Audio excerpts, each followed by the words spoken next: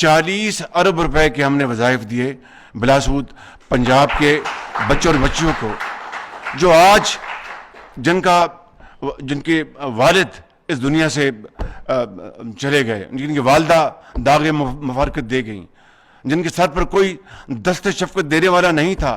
ऐसी एक नहीं, हज़ारों बच्चियाँ, लाखों बच्चे जिनको ये 40 अरब रुपए के वजीफे मिले 2008 से ऑनवर्ड्स। आज वो इंजीनियर्स हैं, डॉक्टर्स हैं, टीचर्स हैं, साइंटिस्ट हैं, बाहर की यूनिवर्सिटियों में वो अपना फेलोशिप वो कर रहे हैं, पढ़ा रहे हैं, तदरीस का काम कर रहे हैं, वो अपना कहीं वो छोटे माइक्रो बिजनेस में चले गए।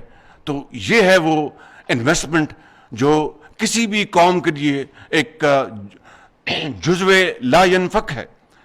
बदकिस्मती से 75 साल में हमने जो कुछ किया, आज उसका सारा जो नुकसानात सामने हैं। मुझे उसमें तफसील में नहीं जाना।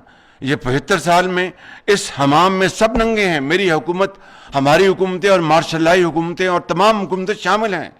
सबको इसकी जिम्मेदारी कबूल करनी होगी। लेकिन कल भी मैंने परसों किसी जगह कहा कि there is no point in living in the past, important is to learn our experience from the past, कि माजी से सबक सीखें, माजी में मौजूद ना रहें, उसका नुकसान होगा।